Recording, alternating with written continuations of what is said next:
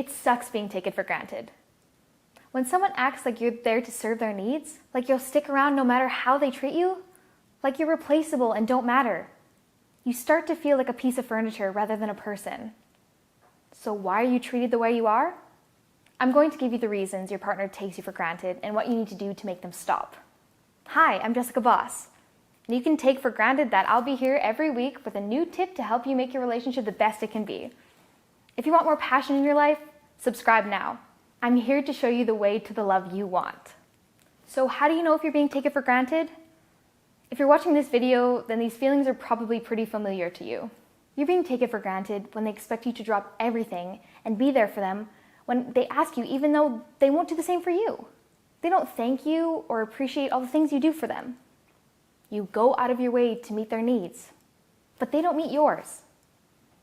They constantly mistreat you and show no sign that they care or make any effort to change.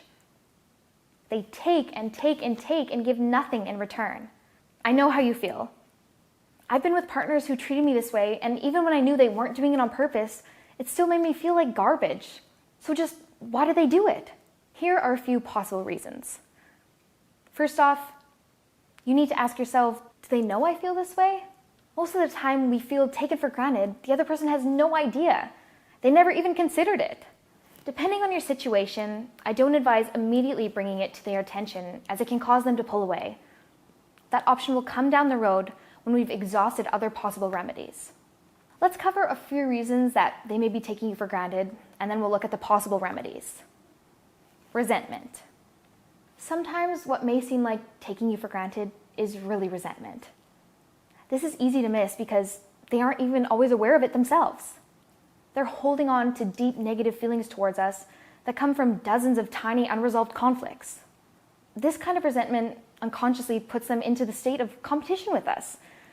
They feel like we've wounded them and we're trying to get even with them by taking more than they're giving back. We're trying to get back some power, respect, or love they feel they've lost. I think of it like having conflict with your roommate. Say your roommate leaves the kitchen a mess. They leave dirty dishes for a week. The sink is full and the cupboard's empty. Now you're going to be pretty mad, so if they suddenly ask you to vacuum the living room, you're most likely not going to jump at the chance to, right? So it's like this in relationships, only it's more complicated because the expectations we have of each other aren't as clear-cut as sweeping the floor and paying the rent on time. We have a million little things we want from one another, and we don't know how to express, and when these things aren't met, sometimes we strike back in subtle ways, and this just compounds the problem. It sounds extremely childish, but don't hold it against them. This is something that we all do in our own way. It comes from a very deep place inside that we're not even aware of. This is why it's so important to communicate with your partner and work through conflicts rather than sweeping them under the rug. It's not always easy, but when you respond to disappointment and hurt by closing off or striking back, it only makes matters worse. 2, you're a doormat. Assertiveness is important in relationships as it is in life. If you put their needs above yours, always let them have their way and let them walk all over you, then this becomes the dynamic in your relationship. It's a hard pattern to break. Some people will be as selfish as we allow them to be. While we want to treat our partners right, we can sometimes overdo it and create an expectation that puts unfair strains on us. You may feel like you're treating them nice, but at a certain point, you're actually doing damage. They need to stand on their own 2 feet, or they'll always be reliant on you. This not only holds them back, but it will make them resent you in the long run. It's unfair, but true. 3, they're over it. Sometimes people mentally check out of relationships instead of cutting things off. Maybe they're afraid to be alone. Maybe they're confused about what they want. Maybe they're a coward just waiting for you to break it off. In these situations, it's common for people to stop putting in effort and stop showing appreciation. They don't show they value you because they don't. Don't let this happen to you. Take a hard look at your relationship. Do they seem checked out? Do they no longer talk about your future together? Do they seem unwilling to commit to only spending time with you on their terms? This is a common way to prolong a relationship for people that lack emotional maturity. Don't communicate their feelings and shy away from conflict. This is a serious red flag, but it's still possible to get things going again. If your relationship has become so distant that you're worried there may be no hope left, go to jessicaboss.com/quiz. This free quiz tool will take a measure of your relationship and let you know if you can save it or if it's over. Just answer honestly. It only takes 5 minutes. Number 4, they're busy. Some people's lives are full of stress, pressure, and constant obligations. They're always behind the 8 ball, rushing off to run errands and have meetings. And when they do spend time with you, they're too mentally exhausted from the rest of their life to pay attention to you and give you what you deserve. This can be just as damaging to a relationship as other kinds of mistreating, if not more so. No matter how good their reasons are, if they can't make you a priority, then it's going to put a strain on your relationship and leave you feeling unloved. So how can you stop being taken for granted? First off, it's tempting to try to have a serious talk about how you feel and make them promise to improve their behavior. This isn't always your best option.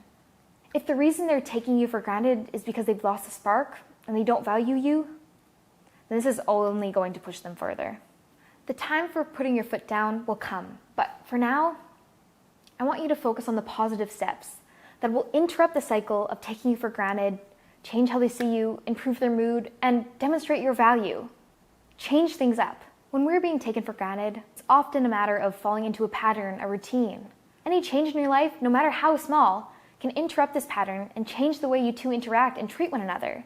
Changing your life can help in ways you don't expect, and that it's not always going to be by attacking a problem directly that you'll have the most success. Spend focused time together. Oftentimes, hanging out means staring at your phones while half watching something on Netflix. This can make you feel alone, even when you're together. Plan a date or activity that will require your full attention. Rent a tandem bicycle. Take a cooking class. Go for a ride in a hot air balloon. It doesn't matter what you do. It just matters that you make the effort to focus on connecting without distractions. This can be a great way to get your attention back onto what matters. Each other. Spread positivity. If you're always showering your partner with gifts and attention, then this particular piece of advice isn't for you. Being taken for granted can go both ways. Often your partner feels taken for granted in ways that you're not even aware of. Think about it. Do they know you feel taken for granted?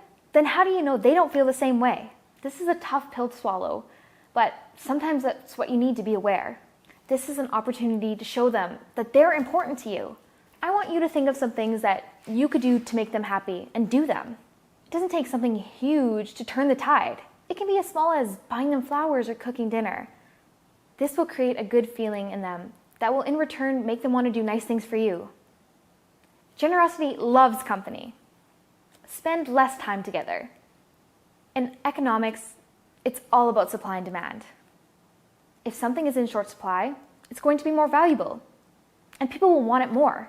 This is a principle you can bring into your relationship.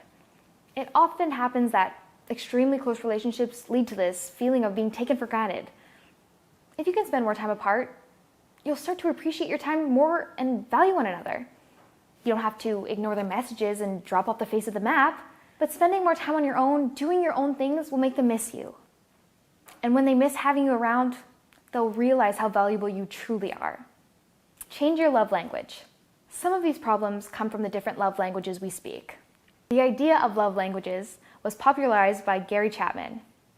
Chapman says that there are 5 different things that make people feel loved: acts of service, quality time, receiving gifts, physical touch. This is what we need to feel loved. And if we don't get it, then we won't feel that love no matter how many of the other things our partner satisfies us with. For example, if your partner's love language is act of service, then 100 presents won't make them feel appreciated like making them dinner or taking their cat to the vet would. I'd advise you to figure out the love language of you and your partner if you want to avoid confusion and hurt feelings going forward.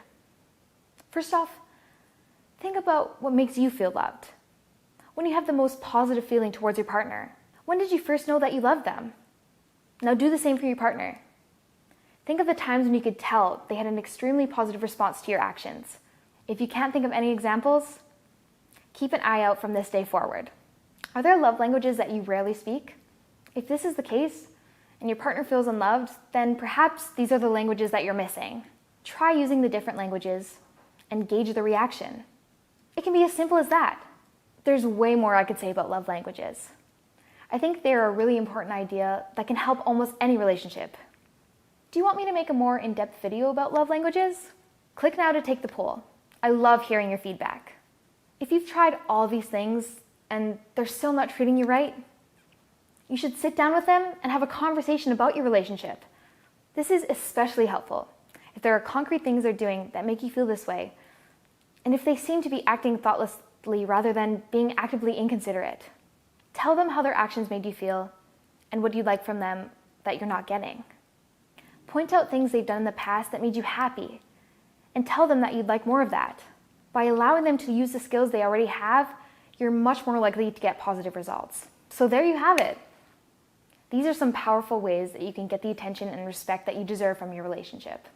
I'm Jessica Voss. Thanks for watching. Bye!